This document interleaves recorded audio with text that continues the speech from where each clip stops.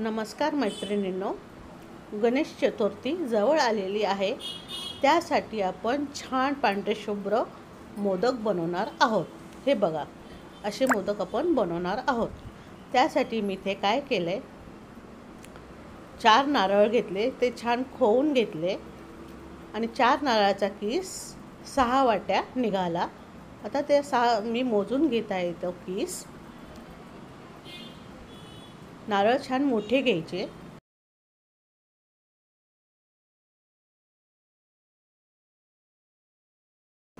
आता इथे आपला 6 वाट्या किस आपण मोजून घेतलेला आहे. त्यासाठी आता आपण गूळ घेणार आहोत.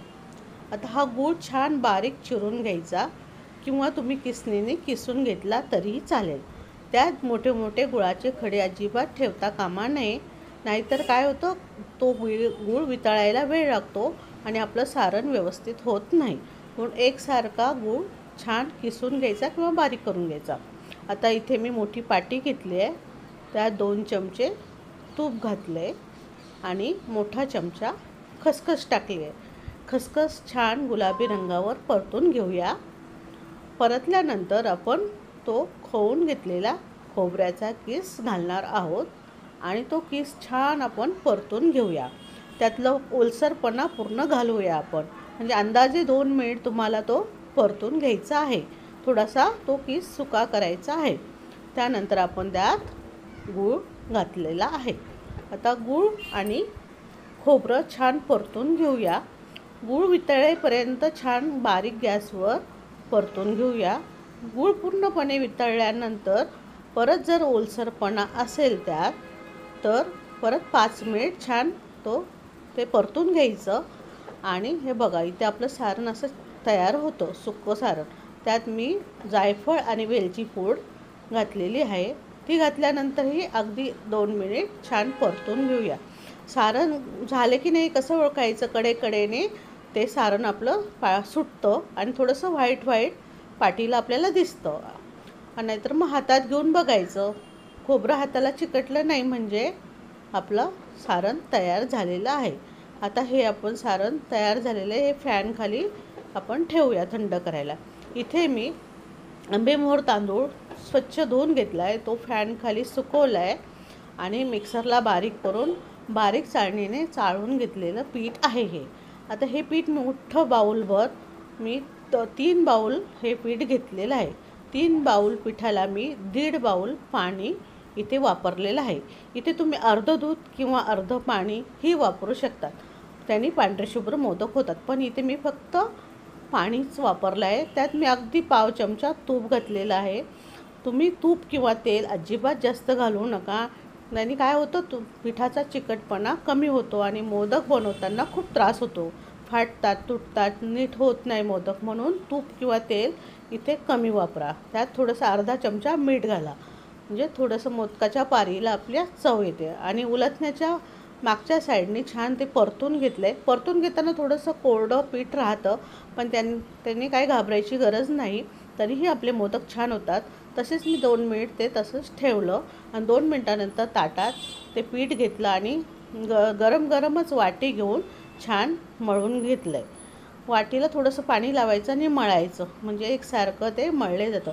आणि थोडंसं गार झाल्यानंतर ते मी हातानेच मळून घेतलं आहे व्यवस्थित. थोडंसं हात ओलसर केला आणि मळून घेतलं.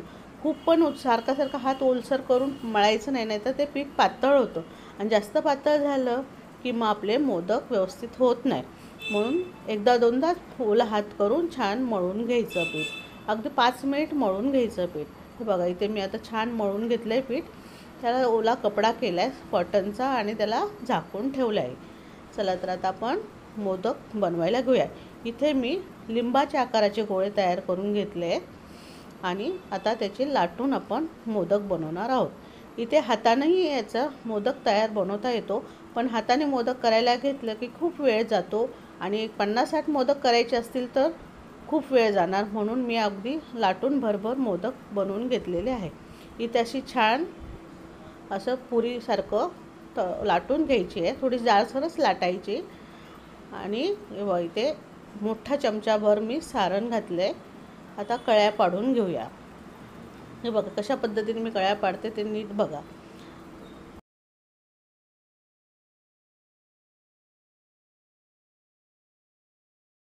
हे बघा अशा प्रकारे कळ्या पाडून घेऊया आपण.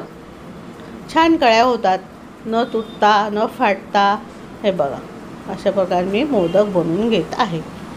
तुम्ही अशा प्रकारे मोदक करून बघा, छान जमतील. पीठ व्यवस्थित असेल, प्रमाण पाण्याचं व्यवस्थित घेतलं आणि मेन म्हणजे छान मळून घेतलं ना तर आपला मोदक छान होतो. आता असं याचं तर कळ्या पाडलेल्या असे तोंड जवळजवळ करून तोंडाचं बंद करून घेऊया. वरचं टोके ते पूर्ण बंद करायचं मोदकाचं, नाहीतर मग काय होतं वाफवायला ठेवल्यानंतर ते सुट्टं होतं, म्हणजे पूर्ण तोंड उमलतं, म्हणजे उघडं होतं आणि आपला मोदक खराब होतो. म्हणून बनवताना थोडंसं चांगलं छान दाबून त्याला बंद करायचं तोंड, थोडंसं पाण्याचा हात घ्यायचा. हे बघा इथे आपला मोदक असा छान झालेला आहे. अशा प्रकारे आपण आता सर्व मोदक बनवून घेणार आहोत. तुम्हाला जर माझा हा व्हिडिओ आवडला असेल तर तुम्ही सबस्क्राईब करा, लाईक करा आणि कमेंट करा. आता इथे सर्व मोदक मी अशा प्रकारे बनवून घेणार आहोत. आता हे वाफवायला कसे ठेवायचे, तुमच्याकडे इडली पात्र असेल तर इडली पात्रात तुम्ही ठेवू शकतात. आता इथे मी मोठ्या पातेल्यात पाणी घातलं एक तांब्याभर आणि त्याच्यावर चाळणीला तूप लावून घेतले खाली आणि त्याच्यावर मोदक छान ठेवून आता हे मी वाफवायला ठेवलेले आहे. त्याच्यावर झाकण ठेवणार, झाकणावर थोडंसं आपलं हे दगड ठेवणार तो आणि अगदी 10 मिनिट मी हे वाफवून घेतले.